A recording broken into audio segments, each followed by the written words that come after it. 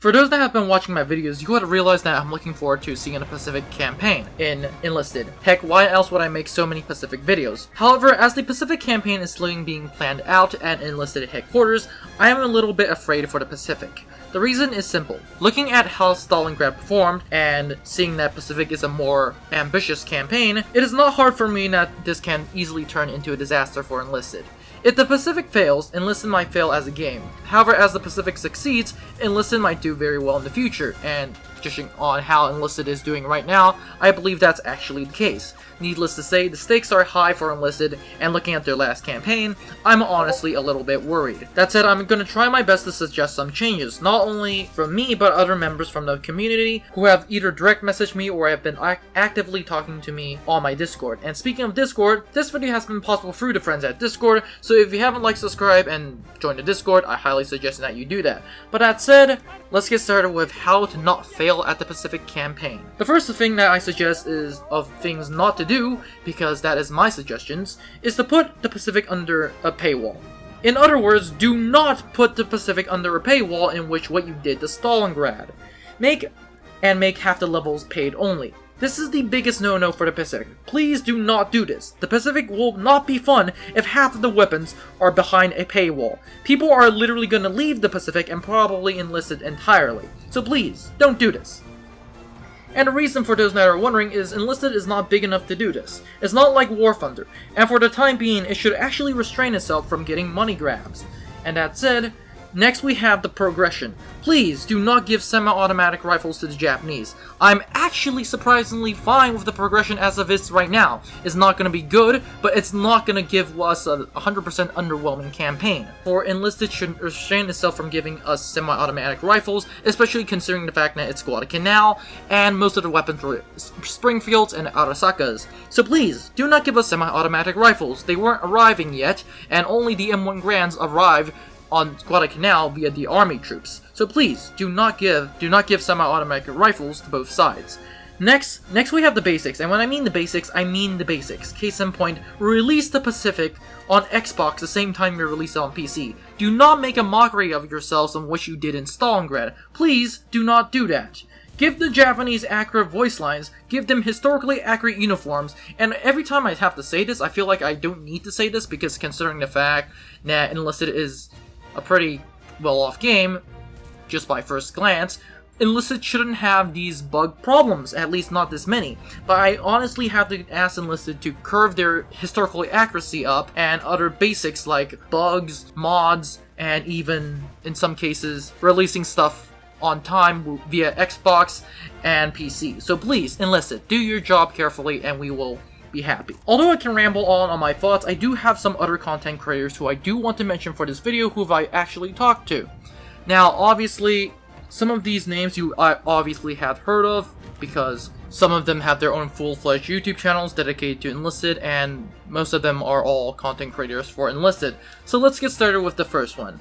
Our first one, we have Golden Tony, and he states that I think it will be very much like to see the Sino-Japanese War, because I think it will be a fairly balanced, because the Chinese had bolt-action rifles, and the Japanese have bolt-action rifles and SMGs, and both didn't have a lot, but enough that if it wouldn't work. Honestly, I don't know even if a Pacific campaign, especially versus America versus Japan, will be either balanced or historically accurate, and that is something I have been suggesting.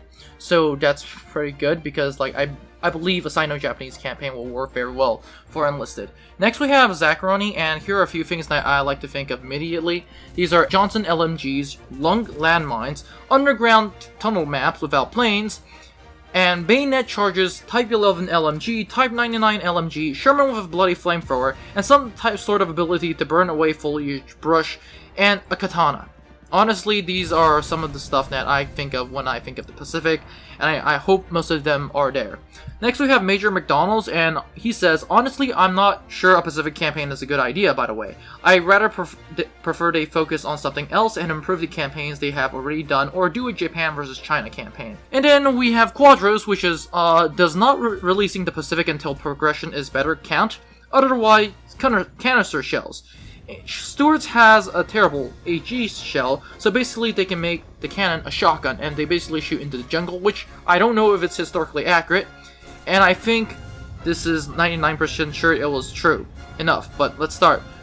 But Stuart is a light tank, so I mean not literally. As long as it's not a repeat of German stuff, it will be good. And as long as they fix the progression before releasing it, which honestly at this point, but the progression is probably the least of the issues. Like you've heard in my video, my section, I already stated some of my advice for Enlisted is actually not to get too ahead of themselves, in the sense that I'm honestly not afraid of the progression. Just clamor out the basics, and after you clamor out the basics, we can work on the progression at this point. Like, honestly, if Enlisted had a better system, then I could have asked for changing the basics, because I know Japan, the Pacific would have been done better. But now I'm even worrying that the basics will not be covered.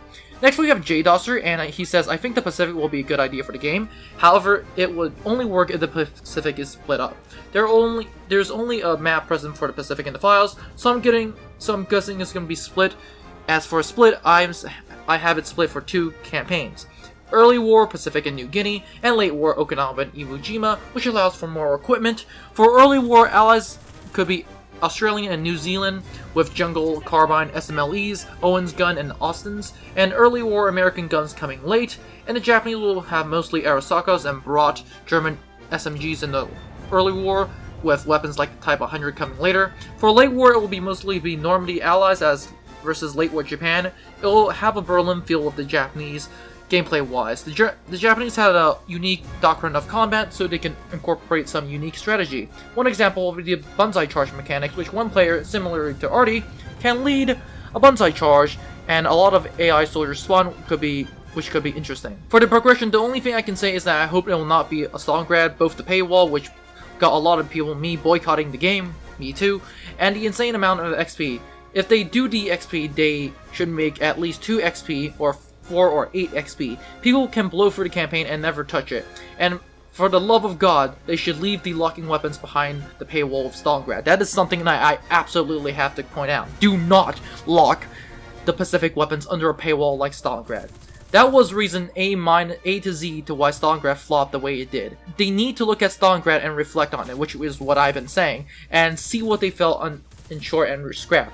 I think they should return to what they did with Berlin as in terms of map design and how content was released. And honestly, Berlin is one of the best campaigns for a reason.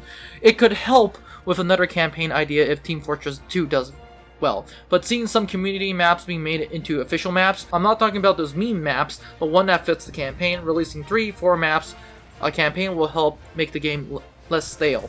It could also help with the community interaction along with the current mod showcase that they're doing. There's a lot I could talk about and there's a lot that could have been done, but there are some of the few ideas that I have. And lastly, let's go to this forward, which things for me now would be, since Axis would have unique for the first time Enlisted, and yes, thankfully it's finally unique.